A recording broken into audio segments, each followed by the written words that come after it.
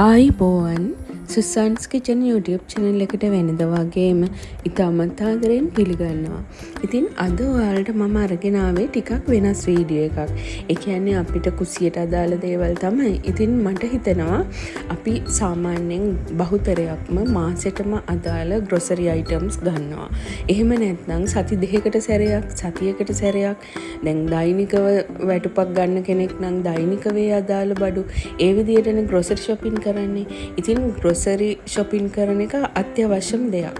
ඒ වගේම ගෙදරට පළතුරු ගේන එකත් මම දකින්නේ අත්‍යවශ්‍යම දෙයක් විදියට. මොකද පෝෂණ ගුණයෙන් අනූන දෙයක් වැටෙන්නේ මේ පළතුරු වලින්.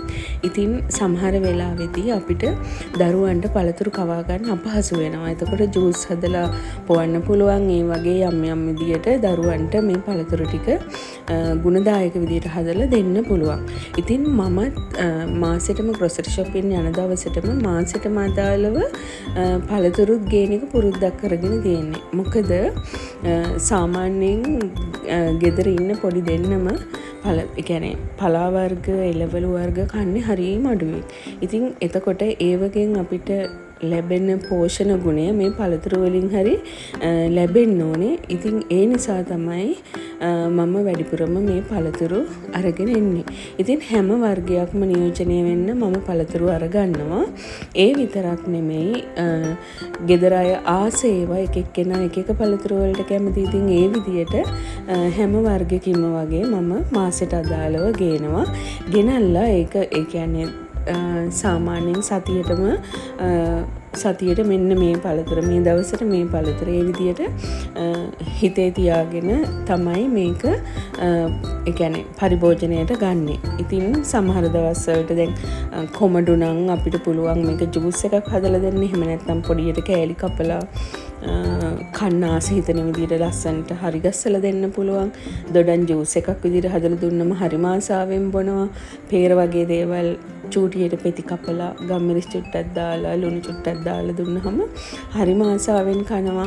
අපිට මේ තියෙන්නේ අලිගෙට peer වුණත් සාමාන්‍යයෙන් නිකන් කනවට වැඩිය ජූස් එකක් හදලා දුන්නහම එක එක විදි තියෙනවා. ඉතින් අපිට පුළුවන් දරුවන්ට ගොඩක් රසට හදලා දෙන්න. එතකොට යාලා හරිම ආසාවෙන් ඒ පළතුරු ආහාරයට ගන්නවා. ඉතින් මම සාමාන්‍යයෙන් මං කිව්වා වගේ grocery items ගන්න දවසටම මම මේ පළතුරු අරගෙන එනවා. මම මේ ඔයාලට පෙන්නන්නේ මම ගත් පළතුරු. ඉතින් මම දොඩම් අරගෙන එනවා. ඒ වගේම apple අරගෙන එනවා. අද නම් ඔන්න apple තැන් දෙකකින් ගත්තා. සාමාන්‍යයෙන් මම හැමදාම මග තියෙනවා පළතුරු විතරක්ම තියෙන කඩයක්. ඉතින් ඒකෙන් තමයි ගොඩාක් වෙලාවට පළතුරු ගන්නෙ. ඉතින් මේ apple ගෙඩි දෙක නම් මම food city යෙන් ඊට අමතරව ගත්තේ. ඉතින් අර ගොඩක් අඩුයි මං ගන්න තැන පළතුරු මිල ටිකක් සාමාන්‍යයෙන් වෙනත් තැන්වලට වඩා අඩුයි. ඒ නිසා තමයි එතනින් ගන්නෙ. ඉතින් මේ හීන්නාරං මේ දවස්වල හරියට තියෙනවා හීන්නාරං. ඉතින් මේකත් ජූස් එක හදලා දුන්නාම නිකන් සාමාන්‍යයෙන් කන්න කැමති නෑ. නමුත් ජූස් එක හදලා දුන්නම හරිම ආසාවෙන් බොනවා. මේ රුපියල් 150ක වගේ තමයි මෙතන හීන්නාරං තියෙන්නේ. ඉතින් අපිට මේව ශීතකරණයේ තියාගත්තාම ඇත්තට අපිට මාසයක් තියාගන්නවා කියන එක කිසිම අපහසුවකින් තොරව තියාගන්න පුළුවන්. මම මේ අත්දැකීමෙන් කියන්නේ මේ ගස් ලැබුණත් ඒ විදියයි අපිට ඇත්තටම මම එක සැරයක් ගස් ලැබු ගෙනල්ලා ඉදුණු ගස් ලැබු ගෙඩියක් shopping එකක ඔත්තලා හොඳට ශීතකරණයේ තියුවා. ඉතින් ඇත්තටම සති 3කට විතර පස්සේ තමයි ඒක කෑමට ගත්තේ. කිසිම දෙයක් වෙලා නැහැ. හරිම ඒ කියන්නේ අර නැවුම් පළතුරු ගන්න එක තමයි වඩාත් හොඳ. නමුත් ඉතින් අපිට කෑමට ගන්න බැරි වුණොත් කල් තියාගෙන හරි ඒ විදියට ආහාරයට ගන්න පුළුවන්. ඉතින් ගස් ලැබුත් ගොඩාක් වෙලාවට මං හදලා දෙන්නේ ජූස් විදියට. සමහර දවස්වලට පොඩියට කපලා ඒ කියන්නේ මේකේ ගස් ලැබු ගෙඩිය පොත්ත අයින් කරලා මැද ඇට ටිකත් අයින් කරලා ලස්සනට පොඩියට කපලා දෙනවා. පීරිසි වල දාලා ඉතින් සාම්පවුල සමාජිකයන්ට කන්න දෙනවා. එතකොට ඒගොල්ලෝ හරිම ආසාවෙන් මේ ගස් ලැබු කනවා. ඉතින් මම වැඩිපුරම ගේන්නේ ගස් ලැබු වල රෙඩ් ලේඩි එක. ඒක හරිම ආසාවෙන් කනවා. හරිම රසයි. මේ තියෙන්නේ තව තැනකින් ගතපු ගස් ලැබු ගෙඩියක්. මේ බෙලි ගෙඩිය නම් ඔන්න අල්ලපු ගෙදර නැන්ද තමයි මට දුන්නේ.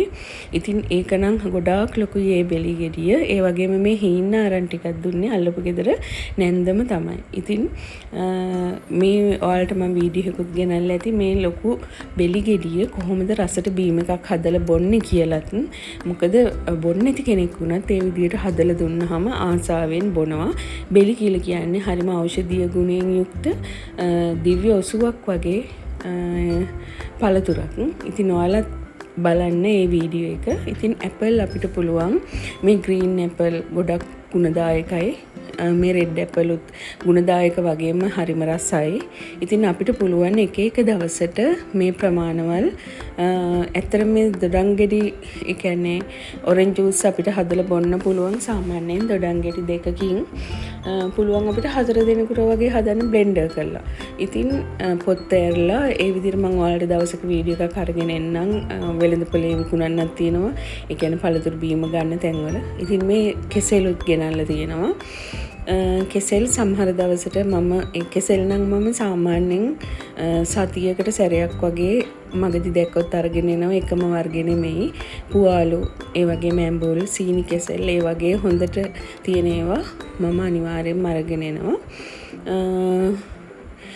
අපේ ගෙදර පේරවලට නම් හරිම ප්‍රසිද්ධයි. මොකද හැමෝම කන්න කැමති පේර. ජූස් හදලා නෙමෙයි අර වගේ චූටි කෑලි වලට කපලා ගිහින් දුන්නම හරිම ආසාවෙන් කනවා.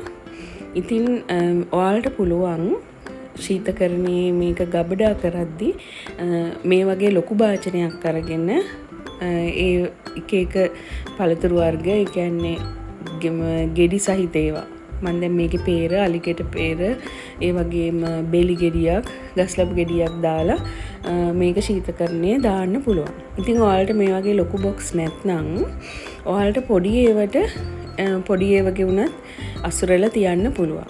ඉතින් ඒ විතරක් නෙමෙයි මං ඔයාලට පස්සේ දවසක ගේන්නම් මේවා අපිට පුළුවන් දැන් මිදි වගේ දෙයක් ගත්තොත් අපිට පුළුවන් බේකින් සෝඩා ටිකක් වතුර එකකට දාලා ඒකට මිදි ටික දාලා ඇපල් ටික දාලා හොඳට පිරිසිදු කරලා හොදලා හොඳ වතුරෙන් හොදලා වතුර බේරෙන්න ඇරලා අපිට ශීතකරණයේ දාන්න පුළුවන්. එතකොට හොද ඉන්න ඕනේ අපිට කපලා ආහාරයට ගන්න පුළුවන්. ඉතින් මේ ඇපල් උනත් අපිට කපලා හොදලා හොඳට කපලා මේ විදියට දාගන්න පුළුවන්. අපිට එතකොට හොද ඉන්න ඕනේ ඉක්මනට කන්න පුළුවන්. අද මම ඔයාලට ගෙනාවේ ඒ විදිහට හොදන්නේ නැතුව අපි අසුර ගන්න කොහොමද කියන එක. එතකොට අපි කෑමට ගනිද්දි තමයි ඒ ටික අර වගේ බේකින් සෝඩා චුට්ටක් දාලා වතුර එකකට හොඳට හොදලා පස්සේ නැවුම් වතුර වලින් හොදලා ගන්න විදිය මම ඔයාලට පස්සේ අරගෙන එන්නම්. ඉතින් මෙන්න මේ විදිහට තමයි මම අසුර ගන්නෙ. ඉතින් මේ ක්‍රමයත් හරි පහසුයි. අපිට එදිනෙදා අවශ්‍ය දේවල් එදිනෙදා අපිට ගන්න පුළුවන්. අන්නාසි ගෙඩිය නම් ශීතකරණයේ දාන්න අපහසුයි. ඉතින් ඒක අනිත් එක ඉක්මනටම කන්නත් ඕනනේ. අන්නාසි ගෙඩිය තියාගන්නත් අමාරුයි. ඉතින් ඒ නිසා මම ඒක එළියෙන් තියනවා. මොකද අද දවසේ මුණත් ඒක කෑමට ගන්න පුළුවන් නිසා. ඊට පස්සේ මෙන්න මේ විදිහට ශීතකරණයේ දාලා අපිට අවශ්‍ය වෙලාවදී අපි අවශ්‍ය දේවල් ආහාරයට ගන්නවා. ඉතින් ඔයාලත් පෝෂණ ගුණයෙන් පිරුණු දරු පරපුරක් බිහි කරන්න, ලෙඩ රෝග අඩු දරු පරපුරක් බිහි කරන්න, ඔයාලටත් ලෙඩ රෝග අඩු වෙන්න නම් මේ විදිහට පළතුරු ආහාරයට ගන්න ඕනේ. ඉතින් අපි නිතරම කඩේට යන්නේ නැහැ. ඒ නිසා අපි මේ වගේ ශීතකරණයේ ගබඩා කරගෙන ආහාරයට ගන්න පුළුවන්. ඉතින් ශීතකරණයේ මම කෙසෙල් තියන්නේ ඒක එළියේ තිබ්බේ. ඉතින් මෙන්න මේ විදිහට ඔයාලත් බලන්න පළතුරු මාසෙකට නැත්නම් සති දෙකකට සැරයක් හෝ සතියකට සැරයක් හෝ ගෙනල්ලා ගබඩා කරලා හැමදාම පළතුරක් කෑමට ගන්න පුරුදු වෙන්න. ඉතින් මේ වීඩියෝ එකෙන් ඔයාලා යම් දෙයක් ඉගෙන ගත්තා නම් ඔයාලා කමෙන්ට් කරන්න. මගේ අඩුපාඩුවක් තිබුණා නම් ඒකත් කමෙන්ට් කරන්න. මේ channel එක හොඳයි කියලා හිතනවා නම් subscribe වන්න. ඒ වගේම හොඳ නම් ඒ කියන්නේ වීඩියෝ එක හොඳ නම් like කරන්න, යාළුවන්ට බලන්න share කරන්න කියලා ඉතාමත් ආදරෙන් ඉල්ලනවා.